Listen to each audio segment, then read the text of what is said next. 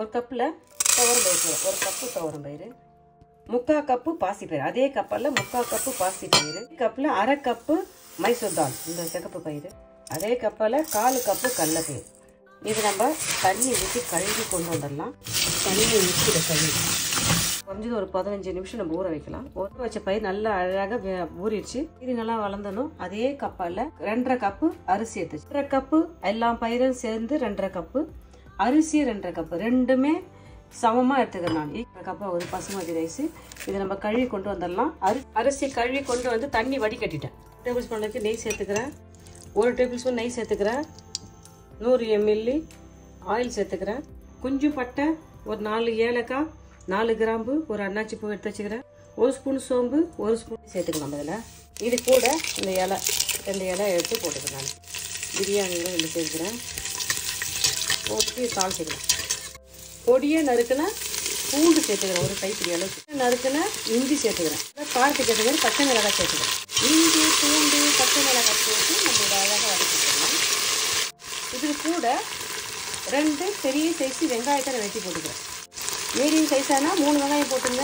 பெரிய சைஸாக இருந்தால் 2 வெங்காயம். வெங்காயத்தை ஆட் பண்ணிட்டு அழகாக வதக்கிக்கலாம். பெரிய சைஸு தக்காளி பழம் ஒரு 2 சேர்த்துக்கலாம். 2 தக்காளி பழம் சேர்த்துக்கலாம். தக்காளி வெங்காயத்தை சேர்த்து நம்ம அழகாக இதை வதக்கி எடுத்துக்கலாம். வதக்கிக்கலாம். கொஞ்சம் புதினா பொடியாக நறுக்கி சேர்த்துக்கிறேன். கொஞ்சம் கொத்தமல்லி தழை சேர்த்துக்கிறேன். புதினா கொத்தமல்லி சேர்த்து நம்ம இது வதக்கிக்கலாம். அழகாக இது வதங்கிட்டு 2 கேரட்டு நான் பொடியாக நறுக்கி சேர்த்துக்கிறேன். கேரட்டு நான் பொடியாக நறுக்கி பச்சை பட்டாணி போட்டு 150 கிராம் அளவுக்கு பீன்ஸ் சேர்த்துக்கிறேன். சேர்த்து இதை நம்ம அழகாக வதக்கிக்கலாம். இது அழகாக நல்லா வதங்கிட்டு இது ஒரு 1/2 ஸ்பூன் மஞ்சள் சேர்த்துக்கலாம். ஸ்பூன் மல்லி சேர்த்துக்கிறோம். காரத்துக்கு ஏற்ற மாதிரி மிளகாய் தூள் சேர்த்துக்கிறோம். ஒரு 1/2 ஸ்பூன் சேர்த்துக்கிறோம். ஒரு ஸ்பூன் கரம் மசாலா, மல்லித்தூள், மிளகாய் தூள், மஞ்சள் தூள், கரம் மசாலா தூள் சேர்த்து நம்ம இதை அழகாக வதக்கி எடுத்துக்கலாம். கழுவிட்டு தண்ணியெல்லாம் வடிகட்டி வச்சிருந்த இந்த பயிர் வகைகளை நம்ம இதில் சேர்த்துக்கலாம். துவரம்பயிறு, பாசிப்பயிறு, மைசூர் தால், கடலைப்பயிறு எல்லாத்தையும் சேர்த்துக்கிட்டு இதே அளவுக்கு அரிசியை நம்ம கழுவி தண்ணியெல்லாம் வடிகட்டி வச்சுக்கிறோம். இதில் சேர்த்துக்கலாம். அரிசி பருப்பு 2த்தையும் சேர்த்து நம்ம அழகாக கலந்துக்கலாம்.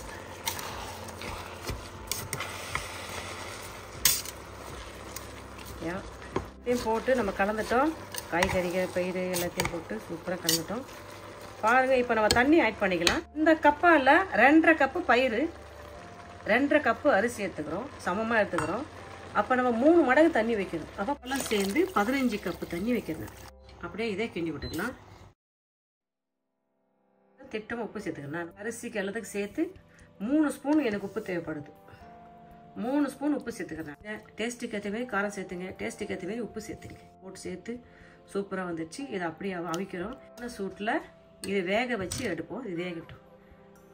குக்கரில் இருந்தால் 4 விசில் 5 விசில் போட்டு எடுத்துங்க. நான் குக்கரில் போடல, வானிலையே அதை வேக வைக்கிறேன். இப்படி வேகட்டும். பாருங்கள், கொதி வரல சும்மா லைட்டாக அப்படியே கிண்டி விடுங்க. அப்படியே லைட்டாக கொஞ்சம் கிண்டி விட்டுட்டு அப்படியே மூடி போட்டு மறுபடியும் வேக வைப்போம். அப்படியே பாருங்கள், எண்ணெய் நம்ம போட்ட அரிசி பருப்பு காய்கறிகள் எல்லாம் எண்ணெய் அழகாக சூப்பராக வெந்து வருது. சூப்பராக இருக்குது. இன்னும் இது கொஞ்சம் வேகட்டும். ஒரு 50 கிராம் அளவுக்கு முந்திரி பயிர் எடுத்துக்கிறேன். நான் நம்ம நெய் சேர்த்து நம்ம தாளிச்சிக்கலாம். இந்த சாதத்துக்கு நெய் வந்து ரொம்ப நல்லாயிருக்கும். இப்படி கிண்டி விடும். தண்ணியெல்லாம் சேர்த்து சூப்பராக எல்லாம் பருப்பு வகை எல்லாம் வெந்து வருது. சிக்கத்தையும் புளிப்பு சேர்த்துங்க. ஒரு 10 ட்ராப்ஸ் வந்து ஒரு பாதி பழம் வரைக்கும் நம்ம புரிஞ்சிக்கலாம். ரொம்ப நல்லாயிருக்கும். இதில் லெமன் சேர்த்துட்டா பயிர் வந்து கொஞ்சம் தால் வந்து கொஞ்சம் புளிப்பு சேர்த்தா நல்லாயிருக்கும். நீங்கள் 1/2 பழம் சேர்த்துங்க. லெமன் சேர்த்துட்டு அழகாக கிண்டிக்கலாம். வறுத்த முந்திரி பயிர் போட்ட முந்திரியை நம்ம இதை சேர்த்துக்கலாம். அப்படியே நெய் அப்படியே அள்ளி அப்படியே போட்டுக்கலாம். இந்த தாலுக்கெல்லாம் நெய் வந்து ரொம்ப நல்லாயிருக்கும். வாங்க சாப்பிட்டு பார்க்கலாமா? சாப்பாடு ரெடி ஆயிடுச்சு. தழை அப்படியே அள்ளி போட்டு வேண்டாம்.